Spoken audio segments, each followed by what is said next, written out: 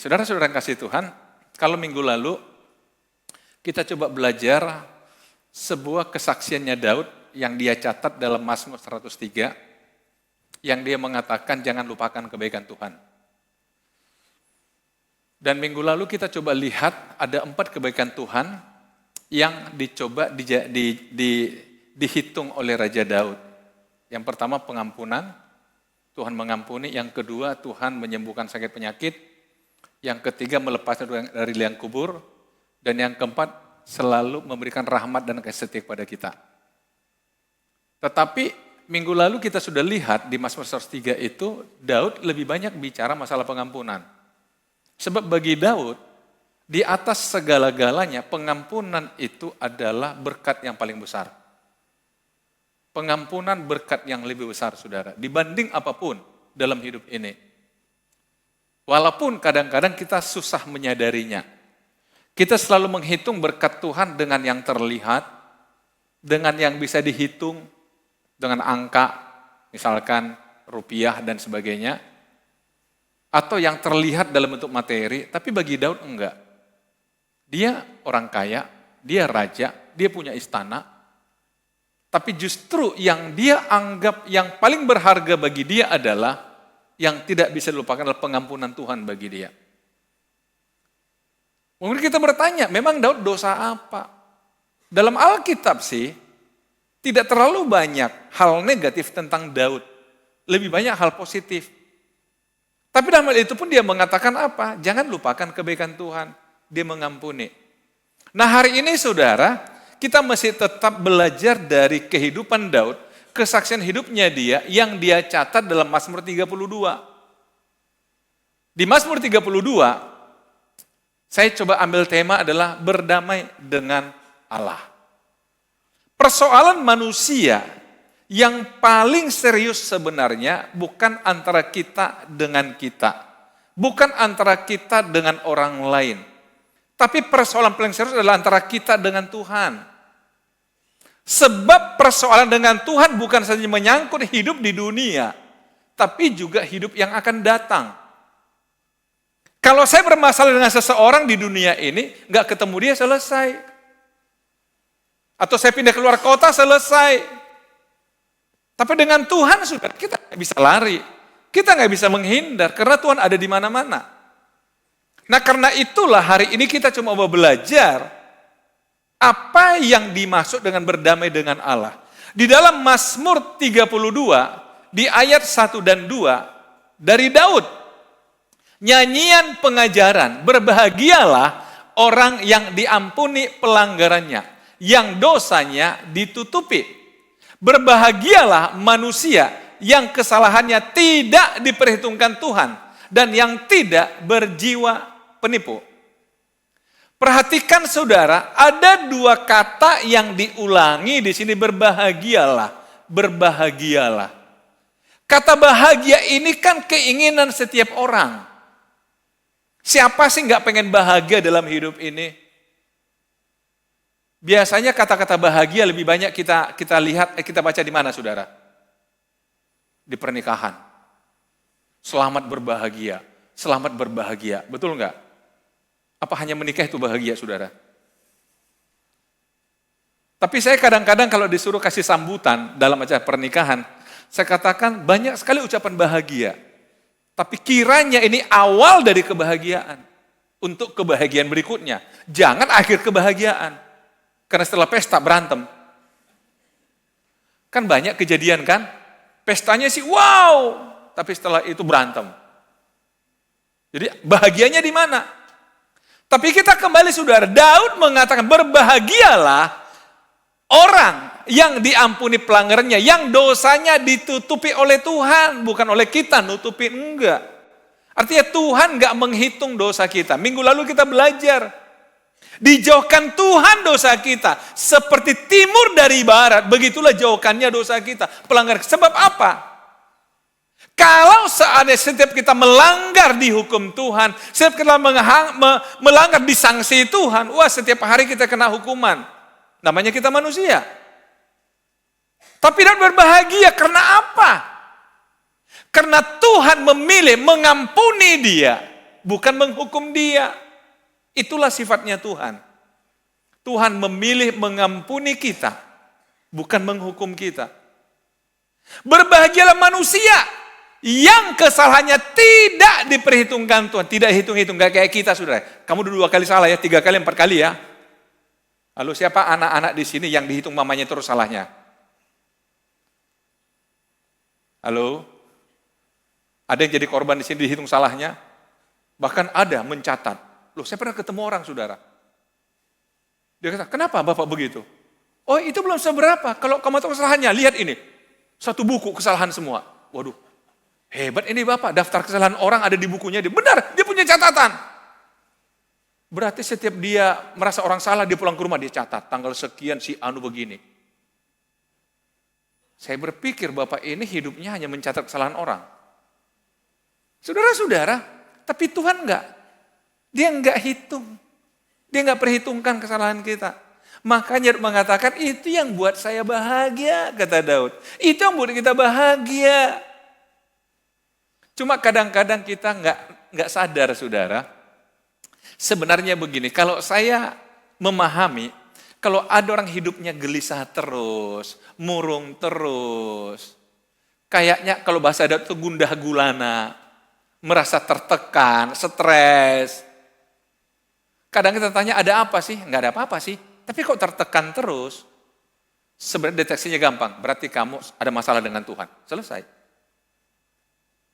Kenapa? Nanti kita lihat saudara. Jadi ada hal-hal dalam hidup ini sebenarnya penyelesaiannya dengan Tuhan. Dengan Tuhan. Nah, coba kita lihat ya. Daud katakan begini lagi. Kita coba lihat ya. Selama aku berdiam diri, tulang-tulangku menjadi lesu, karena aku mengeluh sepanjang hari. Jadi kalau orang dalam kesalahannya, orang dalam dosanya, dan berdiam diri, mendiamkan, akibatnya apa? Tulang-tulangku menjadi lesu, karena aku mengeluh sepanjang hari. Jadi orang suka mengeluh saudara, tulang-tulang serasa kering. Betul nggak ya? Saya pernah belajar konseling klinis namanya waktu saya kuliah. Dosen saya itu suami istri. Yang satu dia pakar pastoral counseling, satu lagi dia seorang konseling, tapi seorang psikolog gitu. Tapi menarik bagi saya, dia katakan begini, saudara-saudara, kadang orang nggak sadar, pegal-pegal di badan, di punggung, di kepala sakit dan sebagainya, itu sebenarnya efek psikologis. Efek psikologis, ada sesuatu tekanan dalam jiwanya dia. Nah ini yang perlu dikonseling dia bilang. Jadi saudara-saudara kalau saudara merasa kok badan gak enak terus, tulang-tulang serasa kering, mengeluh sepanjang hari, kalau menurut ayat ini sih, berarti siapa yang menekan itu? Sebab siang malam tanganmu, tangan siapa ini? Tangan Tuhan menekan kita. Loh tadi katanya dosa gak dihitung. Kok ditekan? Nah tunggu dulu, ini kan haba belum selesai. Kan baru 1/4 jalan. Selama aku berdiam diri. Selama kita berdiam diri bisa berarti selama saya tidak merasa bersalah pada Tuhan. Selama saya merasa baik-baik saja dengan Tuhan, Tuhan menekan aku. Saudara-saudara, makanya Tuhan inginkan pada kita apa? Lihat, sumsumku menjadi kering sebab oleh teriknya musim panas. Tidak hanya sampai tulang, dalam tulang pun berpengaruh. Sumsum. Lihat, akhirnya dia katakan apa? Melihat kondisi itu, akhirnya Daud katakan, dosaku ku beritahukan kepadamu dan kesalahanku tidak kusembunyikan. Aku berkata, aku akan mengaku kepada Tuhan pelanggaran-pelanggaranku, dan engkau mengampuni kesalahan karena dosaku. Tetapi ketika aku berdiam diri, tulang-tulangku serasa kering. Tetapi dia memilih apa? Dosaku kuberitahukan kepadamu, dan kesalahanku tidaklah kusembunyikan. Aku berkata, aku akan mengaku kepada Tuhan pelanggaran-pelanggaranku, dan engkau mengampuni kesalahan karena dosaku. Saudara, saya ingin ajak kita, manusia pertama, Taman Eden. Waktu Adam dan Hawa mulai berdosa, Tuhan kan turun ke Taman Eden dan mulai mencari, Adam, di mana kamu? Adam, di mana engkau? Apa kata Adam? Aku sembunyi. Aku takut. Saya percaya Tuhan sebenarnya datang ke situ bukan karena Tuhan nggak tahu di mana Adam. Tuhan kan tahu di mana dia bersembunyi. Tapi aku sembunyi, aku takut. Sebenarnya yang Tuhan ingin adalah kalimat pertama dari Adam tuh. Tuhan, ampuni aku melanggar perintahmu. Tapi bukan itu yang keluar dari Adam, betul nggak? Aku bersembunyi. Makanya dia takut. Selama aku bersembunyi, selama aku berdiam diri, selama aku menghindari Tuhan, masalah bukan tambah selesai. Tapi kita masuk dalam penderitaan, Bapak Ibu. Nah, kadang-kadang saudara, gara-gara itulah orang akhirnya mencari pelarian kemana-mana hanya untuk melepaskan diri dari derita dalam batinnya. Dan mahal harganya itu, betul nggak? Mahal nggak, saudara? Datang pada Tuhan itu kan ringan banget. Tapi orang mulai lari menghindari Tuhan. Bersembunyi dari Tuhan. Makanya Daud katakan, selama aku berdiam diri, selama bersembunyi, tulang-tulangku terasa kering.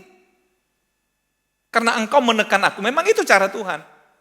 Sebenarnya begini saudara, Bu, ini hal yang sangat biasa. Misalnya begini, katakanlah, Bapak Ibu punya teman baik. Punya teman baik. Tiba-tiba bermasalah. Menderita enggak? Menderita. Betul enggak? Sekian tahun kita bangun persahabatan. Tiba-tiba kok harus terpisah. Biasanya, ngopi yuk. Makan bakso yuk. Sekarang pengen makan bakso, mau ngejak dia. Padahal satu gereja lagi. Takutnya. Kalau dulunya, di mana kau duduk? Tolong ya. Sisihkan sama aku di sebelahmu ya. Kalau sekarang, mana kau duduk? Enggak nanya lagi, di mana dia duduk? Oh, aku di sana lah, kan gitu. Tapi sama-sama menderita, betul enggak? Tapi orang kadang-kadang udah menderita dipelihara. Saya jujur saudara, saya pernah menyesali salah satu dalam hidup saya. Teman baik SMP saya. Teman main, teman sebangku. Sampai saya lupa apa sih masalah kami. Tiba-tiba kami enggak cakapan. Zaman dulu kan gitu, SKT. Nggak cakapan. Sampai lulus SMP. Syukurnya SMA kami beda sekolah. Aku masuk SMA, dia masuk SPG. Walaupun dia laki-laki masuk SPG dia. Dulu kan ada SPG dulu. Ya kan, SMP. Kemudian selesai SMA, saya ke Jawa kuliah. Dia juga kuliah, ambil di IKIP, keguruan. Kemudian dia jadi guru. Saya jadi pendeta. Nah terus kira-kira 4 tahun apa 3 tahun yang lalu, kami bawa reuni SMP, dia ketua panitia. Mau nggak mau dia hubungi saya.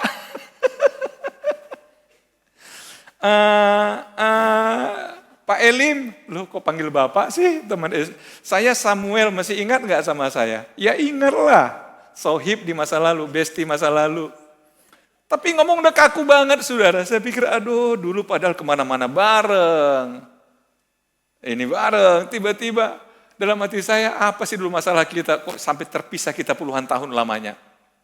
Nah coba, pengen kembali ke rujuk masa lalu nggak bisa lagi.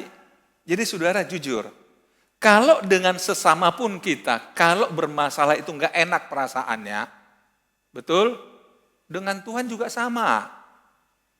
Jadi kalau kita sedang bermasalah dengan Tuhan, Tuhan itu menekan kita. Ya kalau yang nekan itu Tuhan, ya penyelesaian dengan Tuhan. Bukan ke tempat lain, Bapak Ibu. Simpel sekali kok. Makanya Daud mengatakan, selama aku berdiam diri, tanganmu menekan aku.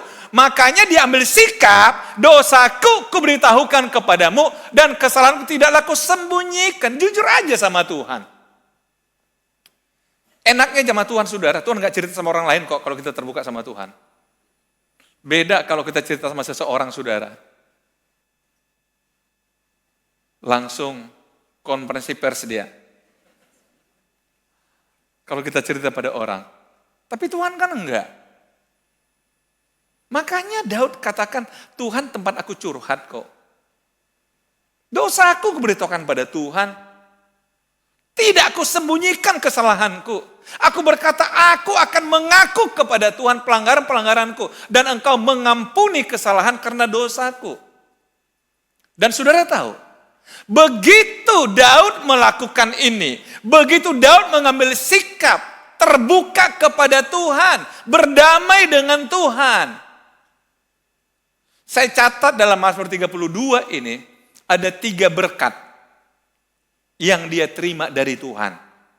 Ketika dia menyelesaikan dengan Tuhan. Ketika dia berdamai dengan Tuhan. Yang pertama apa? Ayat 7. Engkaulah persembunyian bagiku. Terhadap kesesakan engkau menjaga aku. Engkau mengelilingi aku sehingga aku luput dan bersorak. Daud ini prajurit. Dia tahu kemana-mana dia berperang. Nyawa taruhannya. Tapi dia mengatakan, engkaulah persembunyian bagiku. Terhadap kesesakan engkau menjaga aku. Engkau mengelilingi aku. Sehingga aku luput dan bersorak. Kan dia berdamai dengan Tuhan. Hampir sama kan saudara. Kalau ada orang yang saudara menaruh dia spesial di hati saudara. Saudara dengar dia punya masalah. Saudara mau diam atau mau bantu dia? Pasti bantu. Sama.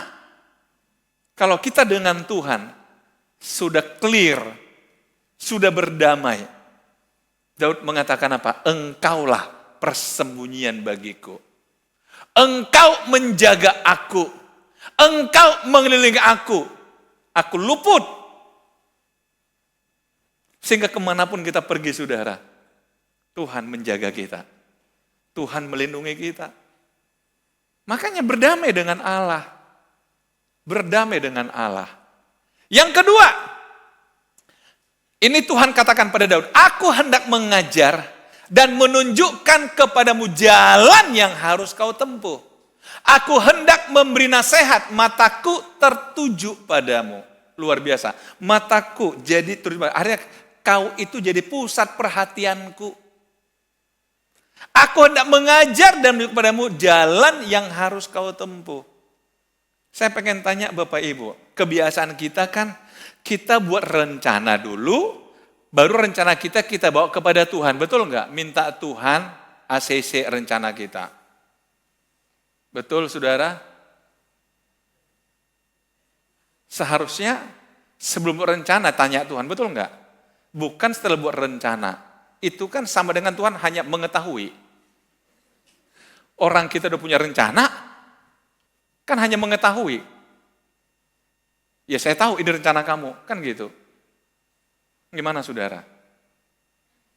Harusnya kan seperti kata Daud, aku hendak mengajar dan menunjukkan kepadamu jalan yang harus kau tempuh.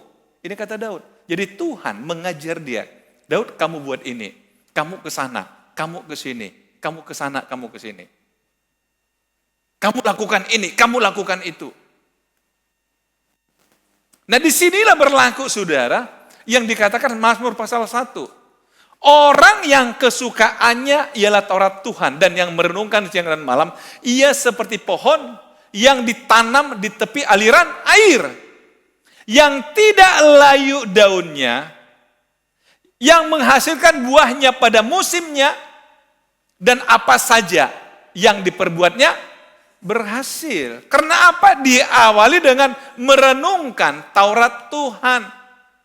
Kalau dalam ayat ini, mendengar ajaran Tuhan, mendengar nasihat Tuhan, melihat jalan yang ditunjukkan Tuhan.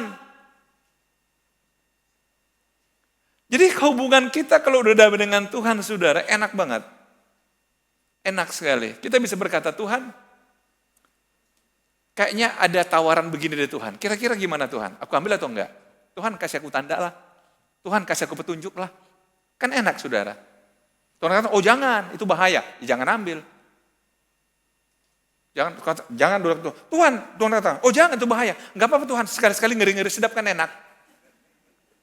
Takutnya sedapnya enggak ada, cuma ngerinya saudara. Kadang-kadang kita manusia saudara, itu bahasa Medan. Bapak Ibu yang enggak paham Medan, ada bahasa Medan, ngeri-ngeri sedap. Jadi enak kali hidup itu ngeri-ngeri sedap katanya. Udahlah, kalau bisa sedap enggak pakai ngeri, gimana saudara? Jangan. Kadang-kadang aku mau kejutan Pak. Satu ketika saudara saya punya mahasiswa, dia mau menikah. Saya bilang, kamu ini kok bilang-bilang? Ya, aku mau kejutan Pak. Bapak hadir, saya akan beritahu Bapak 2 hari sebelum hari hanya Pak. Supaya Bapak terkejut. Saya bilang, nanti kau yang terkejut. Bayangkan orang pernikahan cuma seminggu. Yang terkejut bukan kita, dia kan? Gimana saudara, setuju enggak?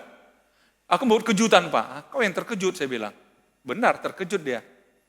Terkejut pun bukan sekali lagi. Saudara-saudara, tapi lihat, aku hendak mengajar dan menunjukkan kepadamu jalan yang harus kau tempuh. Tuhan tahu segalanya. Tuhan kasih tunjuk jalan. Tuhan ajar kita. Wow, makanya berhasil. Yang ketiga, saudara. Berkat yang ketiga, kalau sudah berdamai dengan Tuhan. Banyak kesakitan diderita orang fasik. Orang fasik, orang yang tidak mau tahu tentang Tuhan. Tetapi orang percaya kepada Tuhan dikelilinginya dengan kasih setia. Apa artinya dikelilinginya dengan kasih setia? Dimanapun kita ada kasih setia Allah bagi kita. Saya kadang-kadang bahagia sekali kalau ada anak Tuhan bersaksi, Pak, satu ketika di satu tempat aku gak ada yang kau kenal. Tapi ketika aku punya masalah, ada orang bantu aku. Saya katakan itu tangan Tuhan yang ada di sana. Karena Tuhan punya tangan di mana-mana. Amin, saudara. Makanya dikatakan dikelilingi dengan kasih setia. Itu kan dari dua kata, kasih dan setia. Setia itu bicara masalah waktu. Yang tidak terpengaruh oleh waktu. Kasih itu sikap hati. Jadi hatinya Tuhan dimanapun dan kapanpun tetap ada untuk kita. Karena tadi dikatakan apa? Lihat matamu tertuju pada aku kok. Makanya kita dikelilingi setia. Lihat dalam Alkitab, ketika Elia melarikan diri karena baru saja dia berperang melawan Nabi Baal, dia pergi jauh ke tengah hutan dan sampai-sampai di pinggir sungai dia merasa, Tuhan kayaknya aku mau mati deh. Apa yang Tuhan lakukan? Burung gagak bisa bawa daging. Ngasih Elia makan tengah hutan. Saudara lihat. Karena apa? Dikelilingi dengan kasih setia. Dimanapun kita pergi, Tuhan ada di sana. Dan ada orang-orang yang tidak kita duga akan disuruh Tuhan untuk memberkati kita. Untuk menolong kita. Mereka adalah tangan Tuhan. Kembali saudara, mari berdamai dengan Tuhan.